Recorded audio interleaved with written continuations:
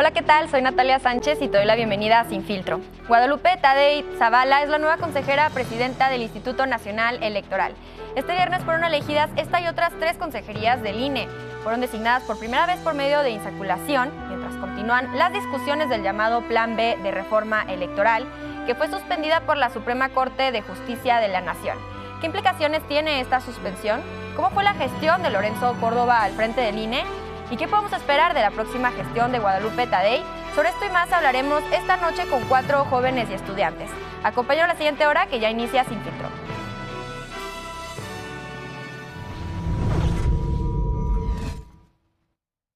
La suspensión del Plan B y la renovación de consejerías del INE son los temas de esta noche y me da mucho gusto recibir en la mesa a Andrés Alcántara, estudiante de maestría en la Libre de Derecho y militante del PRI. ¿Cómo estás? Hola Nat, muy bien, gracias. Saludo a mis compañeras y compañeros panelistas, a toda la audiencia y agradecerte por la oportunidad para regresar a este espacio.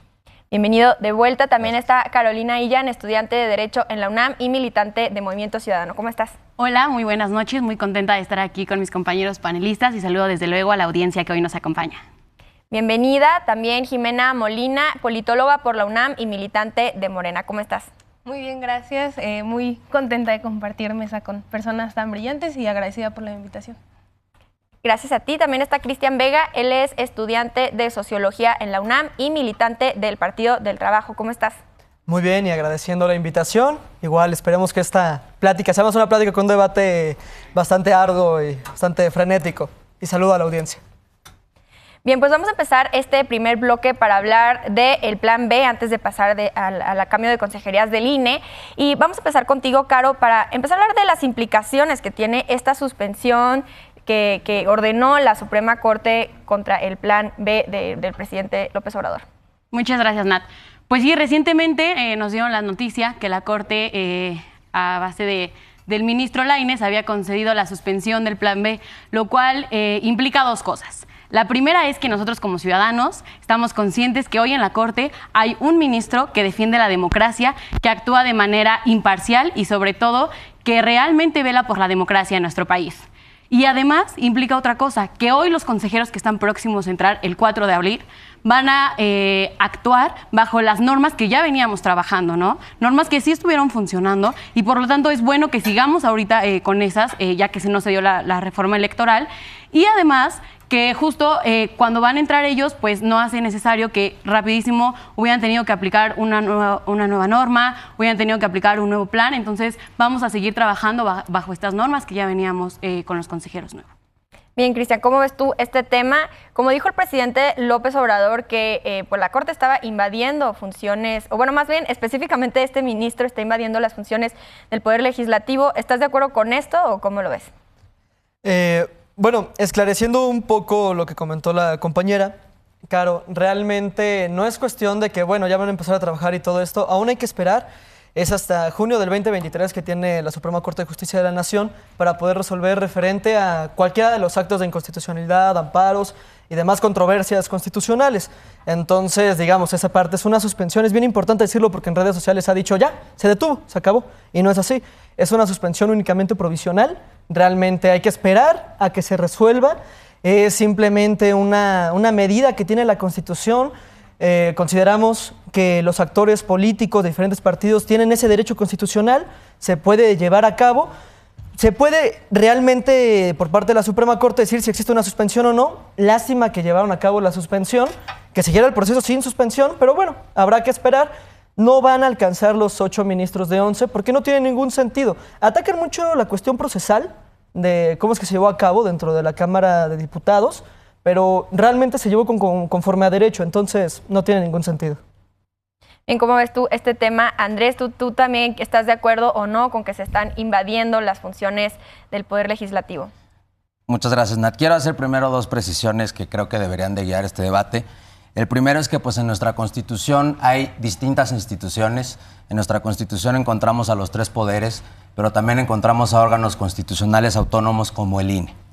Y respecto del INE también es importante hacer la precisión de que no es un órgano de representación popular. Hago esa precisión por el debate que se hará respecto de la designación de comisionados. Ahora, entrando de lleno al Plan B, me gustaría hacer una breve síntesis de cuál es el estado actual del Plan B. El Plan B se compone por 2 decretos. el de 27 de diciembre de 2022 y el de 2 de marzo de 2023. El primero fue suspendido por el ministro Pérez Dayán en un acuerdo de 20 de febrero solamente para los procesos electorales de Coahuila y de Estado de México. También es importante tenerlo en cuenta porque es parte de este plan B electoral. Y el segundo fue suspendido en el acuerdo de 24 de marzo del ministro Lainez Potisek. Respecto de si la Corte invadió o no las facultades del Congreso, por supuesto que no estoy de acuerdo con esa interpretación del presidente de la República. Ambos ministros concedieron la suspensión partiendo de una interpretación de la ley reglamentaria de las fracciones primera y segunda del artículo 105 constitucional, una interpretación conforme con la Constitución. El artículo primero constitucional, desde la reforma constitucional en materia de derechos humanos de 2011, ordena que las leyes y las normas deban ser interpretadas conforme a derechos humanos. Entonces, fue precisamente esta interpretación la que realizaron los ministros y es una interpretación que es válida para la Suprema Corte, que la Constitución lo prevé.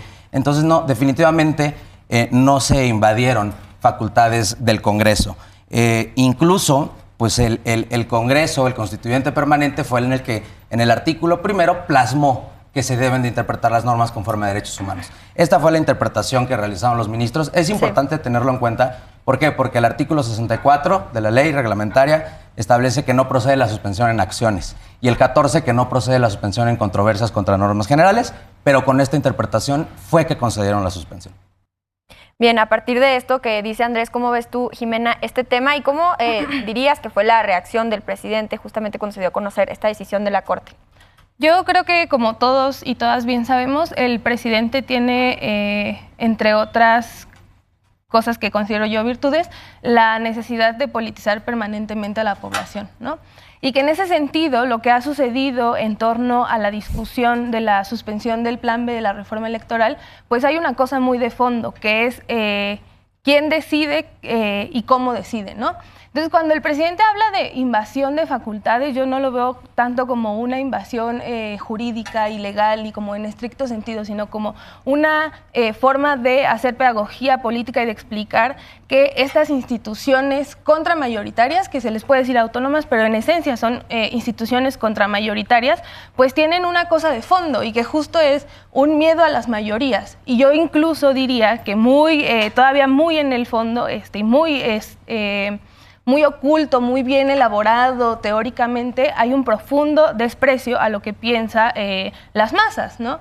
Y yo creo que esa es la discusión a la que quiere llegar el presidente, por qué dos ministros van a decidir el futuro de un entramado legal con sus complejidades, sí, pero también con sus muchos desaciertos, ¿no? O sea, ¿por qué dos personas, 11, cuando ya se discutan todos los ministros, toda la sala, perdón, porque solamente esta élite va a decidir sobre una reforma electoral que fue promovida por un órgano de representación popular y hoy en día también está llamando a decir, bueno, si no va a haber reforma electoral después de lo que decía la Suprema Corte, bueno, entonces que la población no vote por la gente corrupta, ¿no? Que no voten por los conservadores, que yo creo que también es lo que siempre ha hecho el presidente, hacer llamados a la ciudadanía, a la población, a tomar partido en ciertas discusiones. Entonces yo me quedaría con eso, con esa discusión de fondo. Oye, Nat, y solo, me gustaría aunar un poco en que más que una élite, yo creo que también la Corte funciona como ese contrapeso a los demás poderes que cuando ven que están rebasando o vulneran algún derecho, pues la Corte obviamente nunca va a limitar un derecho, al contrario, va a extender este catálogo de derechos y siempre va a velar porque se respeten los mismos para la ciudadanía, ¿no? Bien, y también preguntar aquí si también el hecho de que el presidente llame al voto a cierta facción recibió algunas críticas por parte de oposición, claro, de que esto quizás no sea legal, exactamente. ¿Cómo ves tú este tema también, Cristian? Pues bueno, escuchando a la compañera recordé alguna cuestión de unos doctrinarios marxistas referente a la cuestión de derecho, pues este fetichismo jurídico, de generar toda esta burocracia de élite, como menciona la compañera, y atrasar a la sociedad en materia demócrata, en materia de las masas. Entonces, yo considero que sí hay un rezago social por culpa del derecho, en varias cuestiones. Y en esta cuestión sí, es una élite, es una cuestión de derechos humanos, pero sinceramente deben de atender más a lo que necesita el pueblo. Sí hay que formalizarlo, claro, jurídicamente, matemáticamente, casi en la ley, pero sí hay que atender más a las masas, al deseo. El pueblo desde hace años ya no confía en el INE. Y es por eso que el presidente ha dicho, bueno, ya hay que mandar eso a reformar, ahora sí que el INE sí se reforma, y ver qué es lo que procede. Pero sí, la Suprema Corte debe atender más a las masas y no a una cuestión de meterse a los libros, doctrinar, más bien una cuestión real, de facto. Bien, pues Andrés, ¿cuál es tu reacción al plan C antes de irnos a corte? Sí, antes de lo del plan C, justamente recuerdo que en la última participación que tuve aquí hablábamos de contrapesos. Y les gusta o no al partido en el poder, los contrapesos están en la Constitución y no es un invento mexicano. Y los contrapesos están para eso. Por eso hablaba de poderes al principio de esta intervención, porque sabía que iba a salir el tema. Está el Poder Ejecutivo, está el Poder Legislativo y está el Poder Judicial. Y el Poder Judicial tiene la labor y el poder del discernimiento para poder decidir cuando una norma es acorde o no con la Constitución. El Poder Judicial, guste o no, no está para seguir a las masas, no está para cumplir las mayorías. Por eso decía que hay órganos de representación popular y órganos que no son de representación directa. La Corte no es un órgano de representación directa. La Corte es un órgano jurisdiccional que está para velar el cumplimiento de la Constitución. Y este argumento contramayoritario que mi compañera Jimena sacaba en la mesa, que es muy importante hablar de él, pues implica no que se ignore las mayorías, sino más bien que esas mayorías no violenten los derechos de las minorías al ejercer su mayoría. De hecho, nada más para tenerlo como referencia, en ambas suspensiones los ministros dijeron que las concedían porque se violentaría el principio democrático, que es la base de nuestra democracia, y los derechos civiles y políticos de las y los ciudadanos. Respecto al plan C, bueno, pues el plan C creo que la primera parte era que la presidenta del INE fuera la hermana de la actual secretaria de Trabajo, que lo platicaremos seguramente más adelante, y lo que dijo de llamar al voto en contra de los que él considera adversarios, pues esa es una visión que en nada abona al progreso de México. No podemos estar hablando de adversarios o de vencidos. Y pues bueno, él ya llamó al voto en contra de los que considera opositores. Somos oposición, es una verdad. Sin embargo, hacerlo desde el púlpito presidencial a escasos meses de que inicie el proceso electoral de 2024, sin duda es un acto que se le debe cuestionar al presidente de la República. Bien, rápido tu respuesta, Jimena. Sí, bueno, primero, púlpito presidencial, no sé qué tanto. O sea, finalmente la mañanera es un espacio y es un ejercicio de comunicación inédita en el mundo, ¿no? Y aún más teniendo a muchísimos medios de comunicación, tanto escritos como digitales, como no sé cómo se dice, como televisoras, pues, ajá, sí, en contra, ¿no? Con espacios que permanentemente hacen críticas al presidente. Yo no sé qué tanto se posicione en lo que está llamando el compañero púlpito presidencial como verdaderamente un púlpito o como un momento de hegemonía comunicativa, ¿no? Y en ese sentido yo vuelvo a la discusión. Sí, claramente existe una división de poderes y eso no significa que no tengamos que discutir teóricamente de fondo lo que implica que tengan ciertas atribuciones o que no tengan ciertas atribuciones, ¿no? Y yo creo que la representación de las personas siempre tiene que ser lo que guíe el actuar político, ¿no? Y en ese sentido también cerraría pensando que en política pues siempre van a haber adversarios y van a haber alianzas, y los adversarios, como ha dicho el presidente muchas veces, no son enemigos, y el objetivo no es destruirles, sino disputar el poder. Y yo creo que eso es valioso, que es necesario, y eso es hacer política. Bien, pues sí, este tema es muy relevante, le vamos a seguir dando seguimiento a este tema del Plan B, pero vamos a hacer una pausa y volvemos para ahora hablar sobre la elección de 4 nuevas y nuevos consejeros y el cambio de la presidencia del INE. No te vayas, esto es Sin Filtro.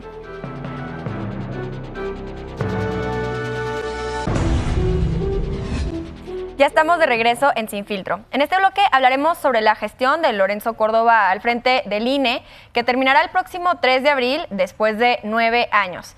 En su primer año de presidencia, en 2014, se aplicó la reforma político-electoral. En 2022 organizó la primera consulta de revocación de mandato y en todos estos años organizó alrededor de 8 elecciones. Y para eso empezamos contigo, Andrés, para hablar cómo fue esta gestión de Lorenzo Córdoba. Claro, gracias, Nat. Bueno, creo que es importante, por supuesto, leer al consejero presidente del INE, bueno, lo es hasta el 3 de abril, pero también creo que es importante no hablar de Lorenzo Córdoba, sino de hablar del presidente, del consejero presidente, ¿no? Porque pues él representa a la institución garante de la democracia, del sistema electoral en nuestro país. Fueron 9 años, como dices, pues el INE nació después de la reforma al IFE, con la reforma de 2014. Sí. Y en estos 9 años, el balance del INE pues son 331 procesos electorales, estos son sus datos oficiales.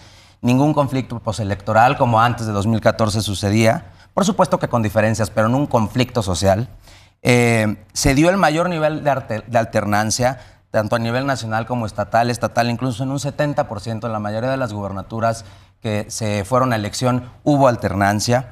Y, por ejemplo, también los conteos rápidos del INE fueron reconocidos por otros órganos electorales del mundo por su alta precisión y que coadyuva al derecho a la información de las y los electores para que el mismo día de la elección podamos tener un resultado casi certero de lo que se va a arrojar en el cómputo distrital. Y, pues bueno, obviamente encabezó la organización de los comicios federales y en coordinación con los órganos públicos locales electorales, los OPLES, la organización de los procesos locales.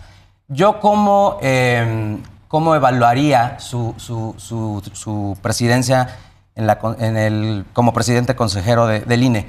Creo que tampoco podemos hablar como si fuera un paladín de la democracia, ¿no? No estoy de acuerdo en que se vea al presidente de la República como un mesías y tampoco estoy de acuerdo que los de la oposición pudiéramos ver a alguien de esa manera, porque no es el chiste.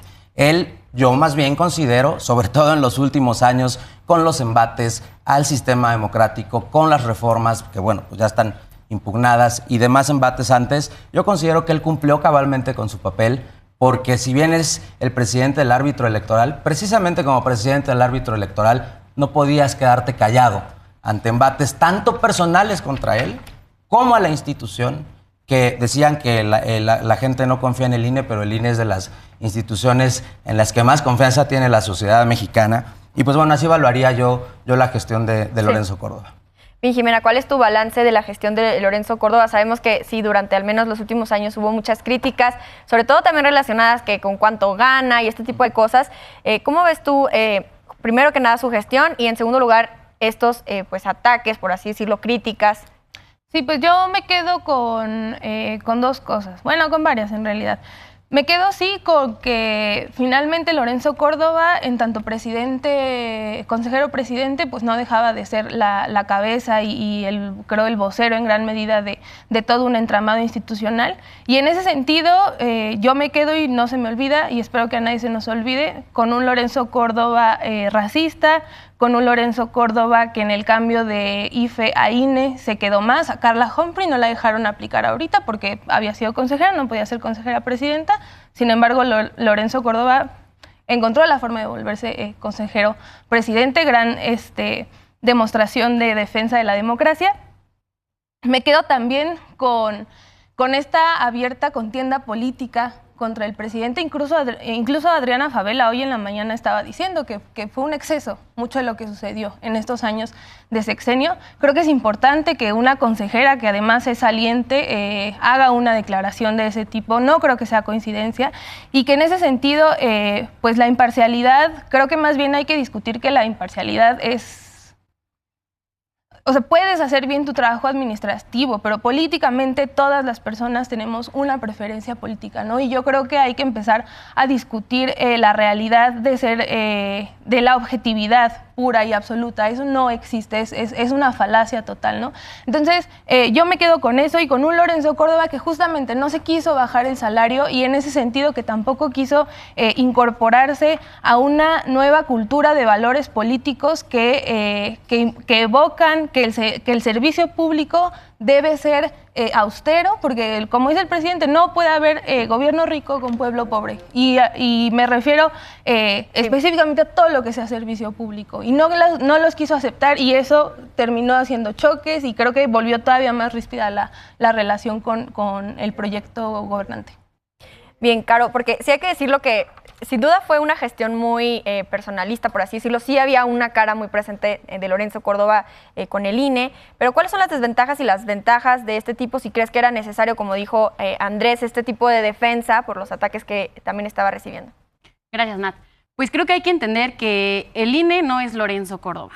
O sea, el INE es un OCA de los que los mexicanos son en los que más confía. Entonces, ahí sí, no concuerdo con Cristian. También los militares. Entonces, yo creo que la gestión de Lorenzo Córdoba sí fue buena. fue buena desde el momento en que sirvió como esa escalera, ese conducto para garantizarle las elecciones en las que hoy están posicionados, por ejemplo, que les permitió llegar al gobierno actual.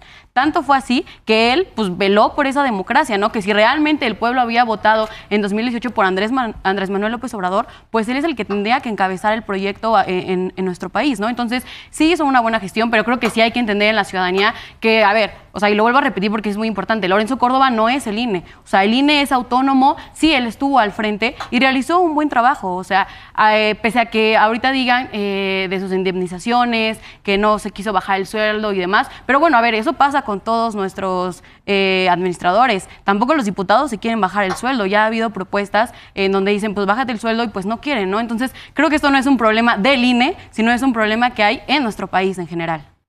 Bien, ¿qué respondes tú a esto, Cristian?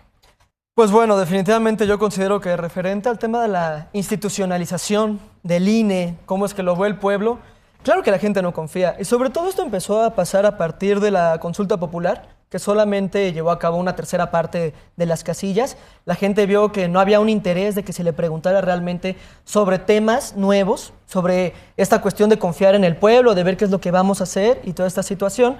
Entonces el INE... hay que recordar que nace a partir de Lorenzo Córdoba, a partir del Pacto por México, y evidentemente tiene toda esta connotación neoliberal y toda esta ideología, como bien dice la compañera, la objetividad no existe.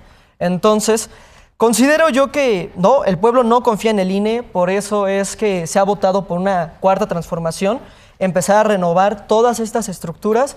Y bueno, referente a la cuestión de, si hemos dicho que los diputados se bajen el sueldo y todo eso, bueno, MC, el PRI, PAN, PRD votaron en contra del plan A, que justamente veía esa cuestión de bajarse el sueldo, disminuir los diputados, etcétera. De hacer pluris, de meter a puros de Morena y que... No, en realidad.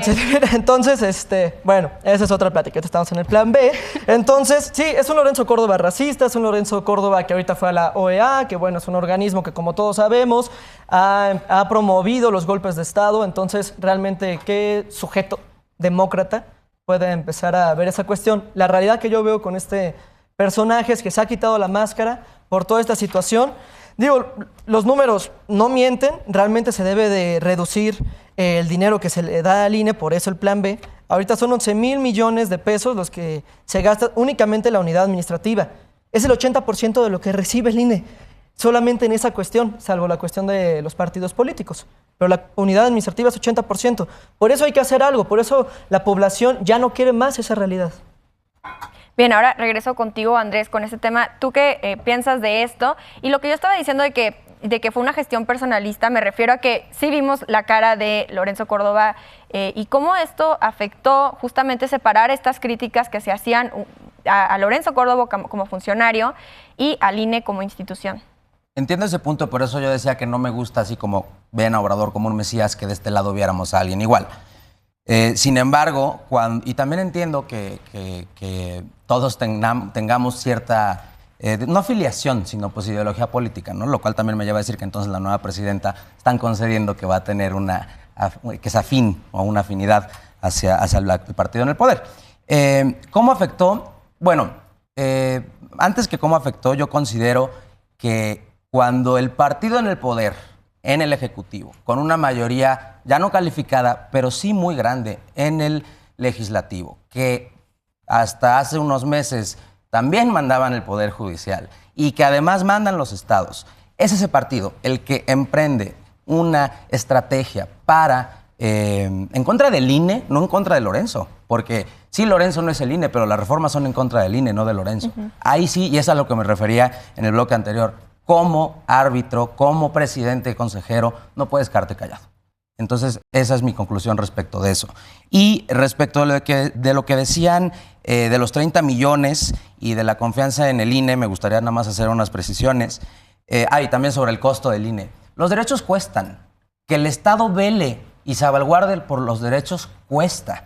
Y ese valor rinde mayores beneficios. Cuando se pretendía eliminar a la COFESE y al IFT, también Morena los pretendía eliminar, también por esta falacia o esta austeridad hipócrita que manejan, pues bueno, había y se presentaron estudios que decían que el costo de la COFESE y del IFT era menor que los beneficios económicos en los que se traducían sus facultades. Y lo mismo pasa con el INE. Sí cuesta, y estoy de acuerdo, podríamos analizar reducir su presupuesto, pero no reducir la estructura permanente con la cual trabaja, que es lo que hace el plan A, el plan B, perdón. Y el plan A, pues no pasó, pues no, porque la Constitución tiene este método para su reforma, precisamente, también como decía hace rato, para que las mayorías no aplasten a las minorías. Y también lo decía la última vez que vine, no tiene nada de malo y tienen que aprender a que no siempre ganan. Y en 2021 perdieron la mayoría calificada. Y eso fue también un resultado de tal vez si no el reproche que a la oposición no hubiéramos querido por parte de la ciudadanía al partido en el poder, pero sí fue un poquito de rechazo porque perdieron una mayoría que ya tenían. Bien, Jimena, antes de irnos a corte, que nos quedan un minutito, me gustaría que también retomáramos un poco cómo Lorenzo Córdoba tuvo a cargo algunos procesos que se hicieron por primera vez, que es el caso de la consulta de revocación de mandato. Entonces, ¿qué dirías de su gestión en este tema específico? En el de revocación de mandato. O sea, yo creo que justo ahorita que el compañero Andrés mencionaba que los derechos cuestan, yo justo me preguntaba cuánto cuestan y qué consideras un derecho, ¿no? O sea, de pronto justo recuerdo que cuando fue la revocación, poquito después salió esta nota en la que decían que de comidas y desayunos de Lorenzo Córdoba y Ciro Murayama se habían gastado más de 2 millones de pesos, ¿no? Entonces, o sea, la austeridad no va solo de reducir salarios por reducirlos, ni tampoco va de una ocurrencia. Es, repito, una serie de valores fundamentales en torno a lo que significa el servicio público. Y parte de esos valores es, no me voy a gastar 2 millones de pesos en desayunos y puedo instalar, me acuerdo que Hernán Gómez sacó como el equivalente de cuántas casillas se hubieran podido instalar, ¿no? Y yo creo que en ese, o sea, que particularmente con la revocación de mandato hubo también como esta disputa política de, bueno, tú me quieres reducir el sueldo, tú quieres que seamos más austeros, pues bueno, yo no te voy a poner todas las casillas necesarias, ¿no? Cuando se estaba tratando de un ejercicio de democracia popular inédito en el país, sí, ¿no? Y hubo esta disputa permanente entre Lorenzo Córdoba y, bueno, el proyecto por el que votamos la mayoría del país. De los que salieron a votar. Bien, pues vamos a seguir hablando sobre este tema y también sobre la renovación de las y los consejeros del INE y también vamos a seguir hablando sobre el cambio de la presidencia de esta autoridad y quién va a presidir ahora la institución. No te vayas, volvemos con más en Sin Filtro.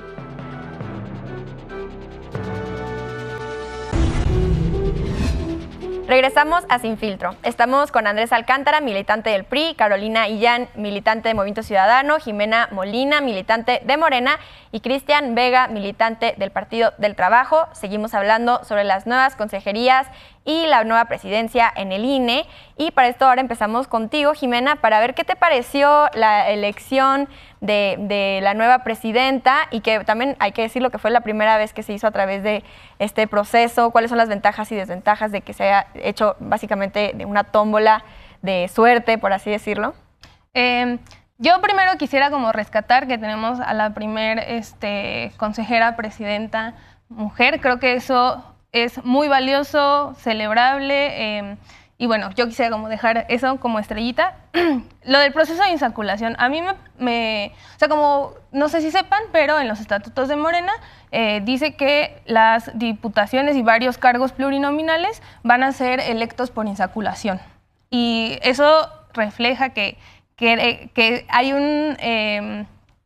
que en este proceso que puede parecer raro, ¿no? O sea, como que no estamos acostumbrados a eso, acostumbradas, pero es un proceso transparente, horizontal y ¿qué más puedes pedir, no? Y que en este contexto como de mucha polarización en el Congreso para decidir cosas como quién va a integrar la presidencia del Consejo General del INE, pues yo creo que fue una buena resolución. Uno, por esto que decía, ¿no? Horizontal y transparente.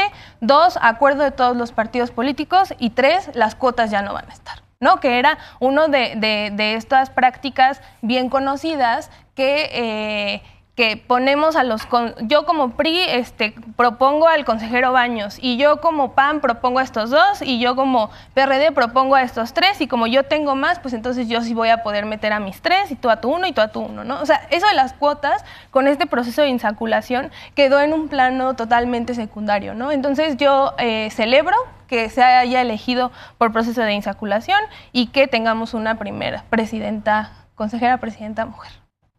Bien, ¿qué te pareció a ti, Andrés, este método de elección? ¿Qué desventajas o ventajas le ves? Y también si crees que entonces llegó a consejeras y consejeros y a la presidencia del INE, pues perfiles que sin cargos, sin intereses, etcétera. También celebro que sea la primera consejera presidenta, gracias a una resolución del Tribunal Electoral del Poder Judicial de la Federación, pero en esa línea lamento que la primera consejera presidenta sea elegida primero a través de un proceso que pues, lo prevé la Constitución, pero yo no comparto.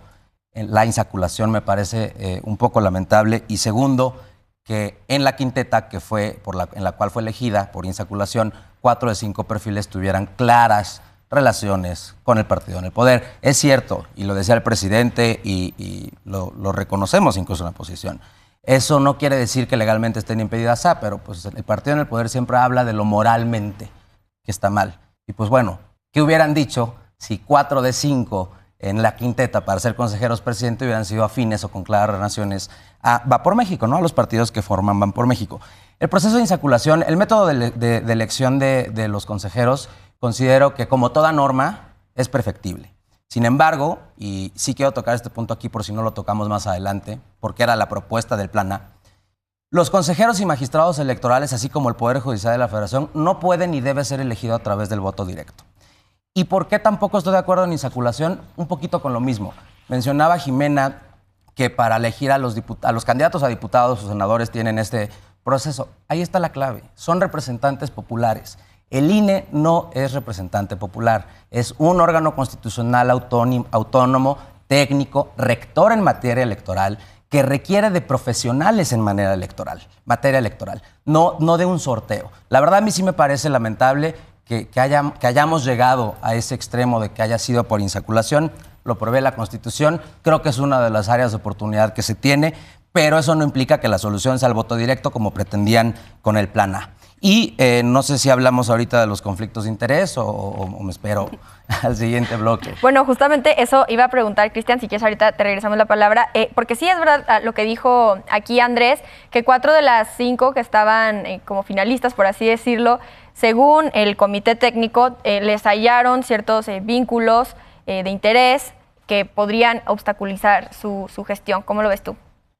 Bueno, referente a eso, parece que estamos retrocediendo en el tiempo bastantes siglos, una cuestión de medieval en la que alguien cometió un delito y toda su familia también era pagana, ¿no? O sea, pareciera que estamos relacionando a las familias cuando no es así. Al final del día, ahorita la consejera presidenta, que igual es de celebrarse ese acto, lleva más de 25 años en cuestiones electorales, tiene una experiencia bastante amplia y yo creo que más bien tendríamos que centrarnos en esa cuestión de su experiencia y de todo lo que ha realizado en el estado de Sonora y diversos cuestiones nacionales. Entonces, más bien va por ese lado, o sea, no una relación de yo soy primo de alguien y tenemos el mismo pensamiento, no es así. Referente a la cuestión de, sinceramente, claro, se tiene que buscar siempre los mejores perfiles. Desgraciadamente no se pudo llegar a un acuerdo porque siempre la oposición en esta legislatura, todo lo que dice la 4T, sea el PT, sea Morena, sea el Verde, siempre es no. Siempre llegan a la negativa, no les interesa debatir, sobre todo en la Cámara de Diputados. Entonces, por desgracia no se pudo abrir esa posibilidad y bueno, llegamos a esta situación y no, nada tiene que ver las cuestiones familiares o algún tipo de relación. Bien, claro, pero también lo que vimos es que tampoco dentro de la misma 4T se pudieron decidir por algún perfil y es por eso que de hecho no se llegó a ningún consenso. ¿Cómo lo ves tú esto y qué responderías al argumento de Cristian? Híjole, pues mira, gracias Nat. Primero que nada, a ver, el comité técnico tenía sus 20 aspirantes, ¿no? Ya sabíamos que se hicieron 4 quintetas, pero de la lista de oro, como le hacían llamar para la presidencia, pues sabíamos que 4 perfiles de los 5 pues tienen afines a Morena, ¿no? O bueno, en este caso a su coalición.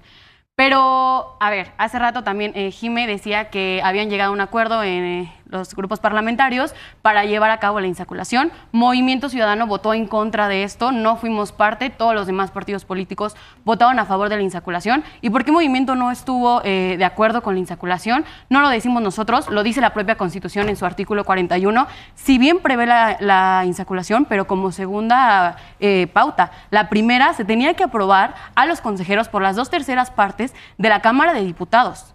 Pero más bien Morena dijo, ¿qué me conviene más? Pues meter a mis perfiles en una tómbola y pues por sorteo era casi seguro que iba a salir uno que tuviera afinidad al partido político. Entonces, Movimiento Ciudadano no acompañó esta idea, no acompañamos la idea de que se ponga a la suerte quién va a presidir el día de mañana el INE, porque si bien teníamos perfiles que queríamos apoyar en el sentido de que checamos sus currículums y dijimos, este es un buen perfil que el día de mañana puede salir a defender la democracia, que puede continuar con el proyecto, la modernización del INE, pues no estamos de acuerdo en que se haga una insaculación cuando la misma Constitución prevé que se tenía que hacer por votación, por las 2/3 partes. Y si bien en la insaculación tampoco pasaba, no llegaban a un acuerdo, bueno, ya sería chamba de la Suprema Corte de Justicia de la Nación quien decidiera qué iba a pasar con los consejeros del INE.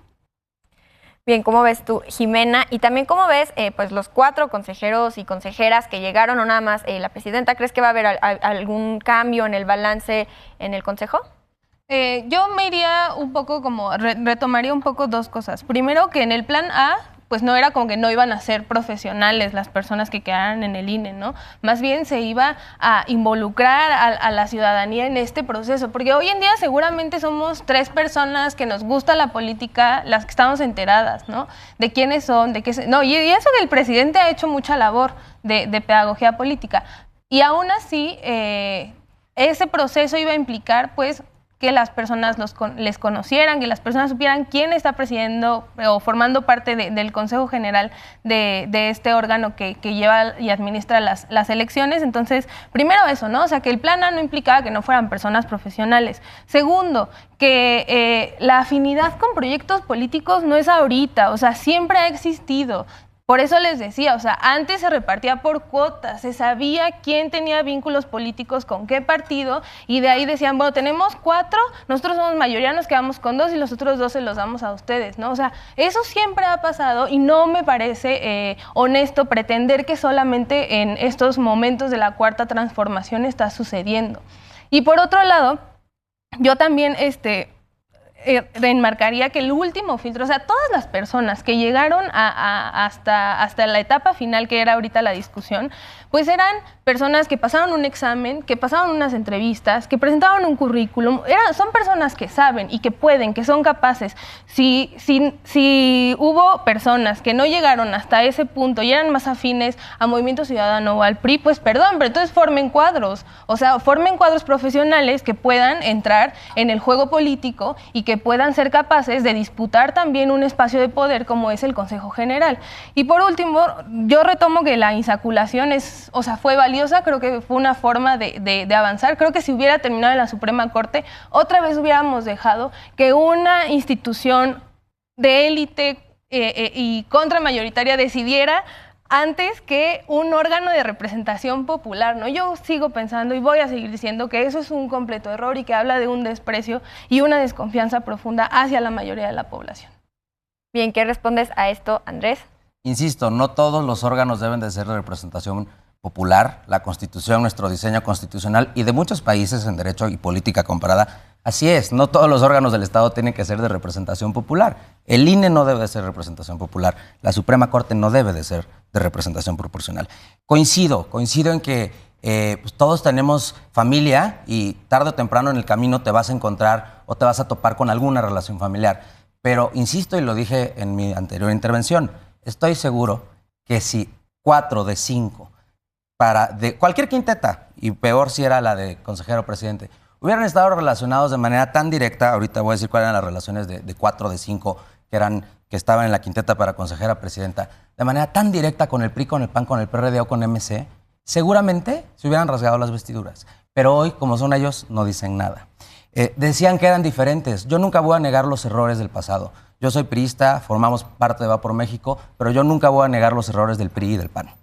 Sin embargo, ellos decían que eran diferentes. Entonces, el que se haya hecho antes no es excusa para que lo estén haciendo ahorita. Y rápidamente, Berta Alcalde, que era la favorita para que presidiera el INE, hermana de Luisa, la secretaria del Trabajo, e hija de Berta, la presidenta del Consejo Nacional de Morena. Ahí, para mí, había un claro conflicto de interés.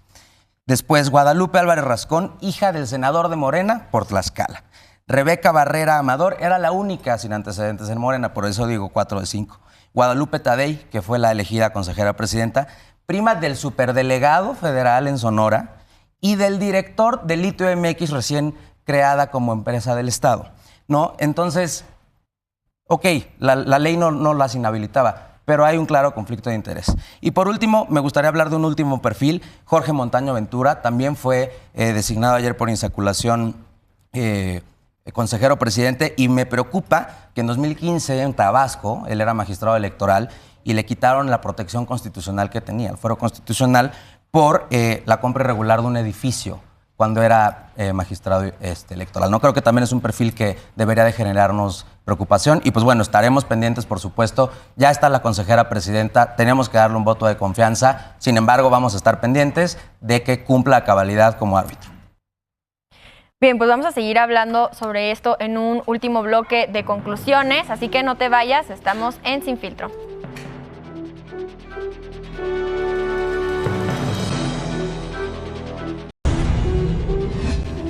Ya estamos de vuelta en Sin Filtro para las conclusiones y empezamos contigo, Cristian, sobre tus conclusiones sobre estos temas que son también lo del Plan B de reforma electoral y el nuevo consejo, bueno, los nuevos integrantes del consejo del INE. Pues bueno, lo más rápido posible. No se preocupen, sobre todo para quienes nos están viendo, la Suprema Corte tiene que decidir antes del mes de junio, por lo cual sí va a haber 90 días antes de la siguiente inicio de elección para que el próximo año sí podamos tener estas nuevas reglas democráticas. Eso por un lado, no es una cuestión de ya se suspendió, ya se acabó, es una suspensión únicamente provisional, falta que se resuelva si es definitiva o no, lo más seguro es que no, porque no se van a alcanzar 8 de 11 ministros. Y referente al tema de la renovación del INE, es un gusto saber que ya por fin se acabó toda esta cúpula dorada dentro del Instituto Nacional Electoral, gente que ganaba arriba de 250,000 pesos, cuando, bueno, arriba del 60% de la población no gana ni el salario mínimo o ganan el salario mínimo muy poca parte. Entonces, ya se acabaron todos sus privilegios, va a pasar el Plan B y pues esperemos siguientes debates al respecto. Y como bien dijo el compañero, hay que estar atentos de este nuevo INE. Bien, Caro, ¿conclusiones? Muchas gracias, Nat. Pues claro que sí, primero me gustaría iniciar que celebro, hace rato lo mencionaban, pero celebro mucho que hoy en México se esté haciendo historia porque tenemos a la primera mujer en la Corte, pero también la mujer presidenta en el INE, entonces eso es algo que celebro porque es un gran avance en los derechos de las mujeres, porque hoy las mujeres pues ya estamos tomando acción y estamos en la toma de decisiones. Y pues además decirles que si el titular del Ejecutivo pues vuelve a presentar algún plan B, C, D, F o si quiere llenar todo el abecedario, pues ahí vamos a estar Movimiento Ciudadano para presentar las acciones de inconstitucionalidad que hagan falta, que siempre vamos a velar por la democracia y pues decir otra vez que nuestra alianza siempre es con la ciudadanía y pues vamos a seguir pues dando la batalla y siguiéndole, claro que sí, la pista a nuestras consejeras y a nuestros consejeros para ver si sí o no tienen afines apartidistas, que hagan su chamba, que procuren siempre los derechos de la ciudadanía y que nos garanticen elecciones libres, seguras y democráticas. Bien, pues esperemos no llegar al Plan Z. Jimena, ¿conclusiones? Yo me quedo pues con varias cosas. Primero, otra vez celebrar que tenemos una consejera presidenta. Creo que es súper valioso que cada vez haya más mujeres en espacios de poder tan importantes. Me quedo también, bueno, más bien felicito a la próxima consejera presidenta. Yo no tengo duda de que va a ser una gestión limpia, que va a ser transparente, que va a ser sumamente profesional y que también va a continuar proyectando valores como no ampararse para seguir ganando más que el presidente, ¿no? Que creo que eso es a lo que me refiero con ciertas afinidades. Entonces, bueno, nos despedimos de Lorenzo Córdoba, de Ciro Murayama. Yo no los voy a extrañar, les deseo que les vaya muy bien en sus vidas, pero adiós. Y me quedo también con una cosa muy importante, que es, dos cosas, perdón.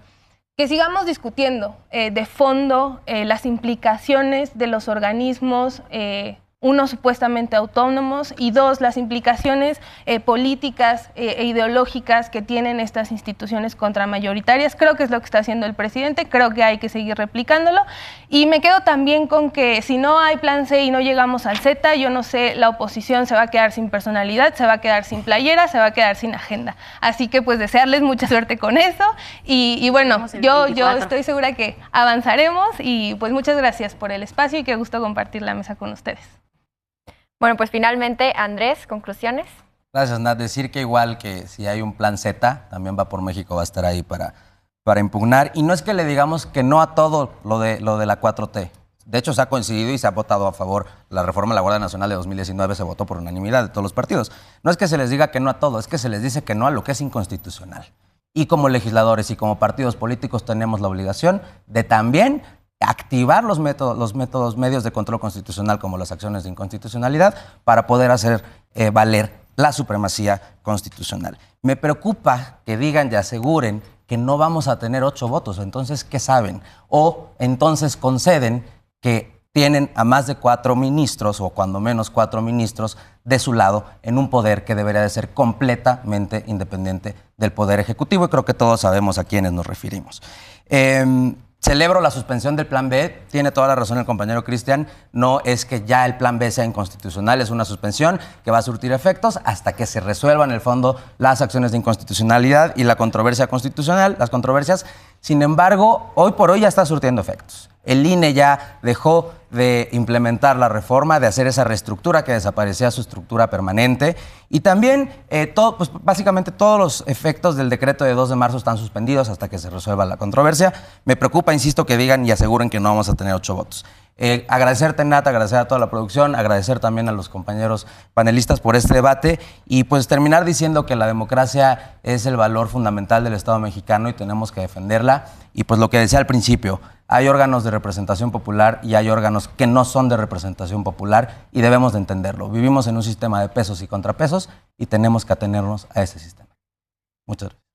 Bien, pues como sabemos y ya estuvimos diciendo en esta mesa, a partir del 4 de abril tendremos una nueva presidenta consejera al frente del INE, y también vamos a seguirle dando seguimiento aquí en Sin Filtro a todos estos temas electorales que pues acá siempre prenden mucho el debate, así que vamos a seguirlos llevando. También vamos a esperar a ver qué resuelve la Suprema Corte de Justicia de la Nación sobre el plan B, y claro, vamos a seguir dándole seguimiento a las nuevas gestiones de los consejeros y las consejeras en el INE. Por ahora ya llegamos al final del programa. Yo soy Natalia Sánchez y les agradezco mucho a Carolina, a Cristian, a Jimena y a Andrés, y también a ti por acompañarnos esta noche.